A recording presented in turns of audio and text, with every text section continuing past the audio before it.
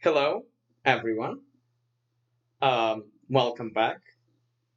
Thank you to everyone who is watching my videos, who is commenting, who is subscribing. I look forward to producing a lot more exciting material soon. But today, we must celebrate Charlie. Charlie crossed 2000. He's a student of mine. A year ago, he was rated 600. A little bit more than a year ago, he was rated under 500. How did he get here? A lot of work, 9,000 games. But he doesn't just play chess, he also watches videos. He uh, looks at games, he does lessons, and all those things together produce this incredible rise. So, congratulations to him. And today, we'll look at a game he played a few days ago. This was a part of the final run to 2000. This was played yesterday. Yeah, this was played yesterday, May 2nd. And let's take a look at this game. He's playing against someone rated in the low 1900s, which is quite impressive. And it was a 3-minute game, so we do not expect perfection, but there will be a number of instructive moments. So let's take a look. D4 knight f6, c4, very natural move, d5. D5 is a very small inaccuracy. If black wants to play d5, he needs to play something like e6 first. The idea is he wants to be able to take back this pawn.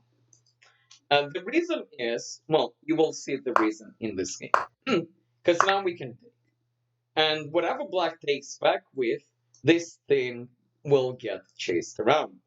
If black takes with the queen, we can gain time on that queen.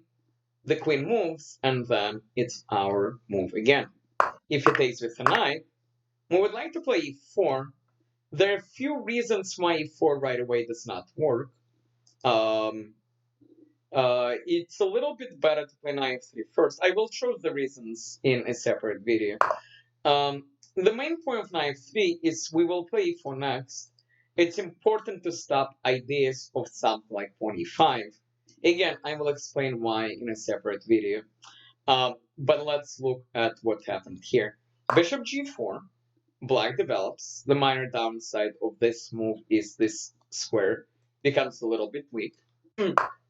Charlie gets his center first. Those are two very nice pawns. The knight jumps to b6. And Charlie plays bishop e3, which is absolutely okay. He develops a bishop, further supports his center. E6 makes sense. Black brought out his bishop, and now he's getting ready to bring out his other bishop. Knight c3, normal development. c6. Black structure is very solid, but a little bit passive maybe. Charlie asks the bishop a question, which is fine, and the bishop decides to take. And of course, Charlie takes with the queen. This train makes sense to an extent because black has a lot of pawns on the light squares, so train off a light square bishop to kind of makes sense. But in the long run, this bishop is really good. Bishop e7, black gets ready to castle. a4. Charlie decides to ask if this knight actually wants to be here. Black plays a5, stopping white's plans. The downside is in some lines this knight might be a little bit loose now. If you can imagine the queen not being here, a move like d5 sometimes could be a good idea. Charlie simply finishes his development, gets ready to castle. The bishop here makes perfect sense because at some point black will castle, and this bishop will be really good. Black castles and Charlie plays e5. And one of the plans for black is his knight, which normally sits here and defends the king, is now over here, doing not too much. Well, one thing it does, it goes back to the middle, which seems to make sense because One downside of e5 was we give up this square. So the question is it better for us because we get this nice attack on the king? Or does it help black because he gets this jump? Charlie takes, which is fine. He wants to preserve this bishop. Another possible way of playing, although maybe I'm not as excited about it, could be knight e4, with the idea to maybe try to get the knight here at some point. But knight takes. That was a good knight. Takes back. And Charlie plays queen h5. Obvious one move checkmate threat. And this is an instructive moment. It's not that Charlie was playing hope chess, saying, "Oh, I hope you don't see that that I'm threatening a checkmate." But the point is, now that we provoke this move, we can drop our queen back or move it forward and send this pawn up the board. Queen h6. The rook moves. It seems the bishop wants to kick the queen. By the way, if the bishop checks, the white king is perfectly fine on f1. He's absolutely safe. There is nothing attacking him. So if you, let's go back, if bishop here, the king is perfectly safe. You don't always need to castle. Sometimes a move like this keeps the king safe, and the rook is still useful for opening up the h file. At any rate, rook e8, h4, which is why Charlie's idea was very good, provoking g6. Okay, the bishop drives the queen away. The queen drops. Knight c6, black develops. Charlie continues his attack. Black plays bishop g7, which it's not clear to me how incredibly good this move is. I don't really know what it does. I mean, maybe he wants to play f6, but I'm not sure I would want to play f6 in this position. Black needs to generate counterplay on the queen side. He has an open line. He needs to play something like this, get a queen or a rook over here and try his best to come in. This is too slow. And this is in general a good idea to remember. Sometimes if you're being attacked, just sitting back and defending is not best. You might need to create some sort of play on the other side of the board to at least distract your opponent, if not to win outright. Charlie takes, and now this rook is very happy. Black takes back, and now Charlie finds a very nice move here. I'm going to pause and let you find it.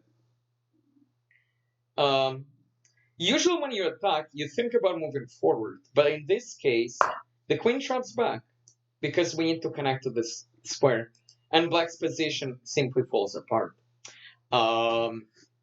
There is nothing special which Charlie did here. He just followed normal rules of chess. If we go back a couple of moves, this idea queen h5, provoke a weakness, and now get ready to push the pawn to open up the rook. The pawn is pushed, the pawn is pushed, the line opens up, and now we take advantage of this line. Nice and simple, very solid play by Charlie. Black cannot defend this. If he pushes, this falls. If pushes this to squares, well, this falls, and then this falls, and everything else falls. So there's nothing there. Okay, black plays queen e7, but this is just simple check. King f7, everything loses. This probably loses faster. King f8. Well, we'll get to the king f8. He'll be there in a second. And Charlie comes up with rook h3, which is a good idea. There is a useful tactic to remember here. I'm going to pause to let you find it. And the useful idea to remember is bishop h6. The point is interesting. We pin the bishop, which threatens queen h8 checkmate. If he takes, queen h8 is checkmate.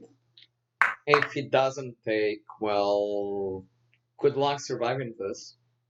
Charlie's idea, of course, works. Rook h3 to bring the rook in. Black throws it in check, and king f1. As stated, the king is perfectly safe here. Um, Rook is coming on the next move. Black tries his best to deal with this. Rook f3 check, and g4. And the point of g4, not only do we use the spin to pick up the knight, but also king can now hang out on g2, just in case if he gets in any sort of trouble. If black takes, we don't need to go crazy. We can just even move our rook, and we're absolutely okay there. And black's position is falling apart. So king e7, and now black resigns. So very nice game by Charlie. Taking advantage of his extra space on the king side, launching this attack. Again, notice how black doesn't have any pieces defending except for the rook and maybe the bishop. And then provoking g6, and then launching this idea. And again, you don't always need to castle. Your king sometimes can stay in the middle and just walk to f1. I hope you enjoyed this video. Please like, please subscribe. And again, Charlie, 2000 is only beginning of your journey. I know you will get much higher. Congratulations. I expect 2400 in a year.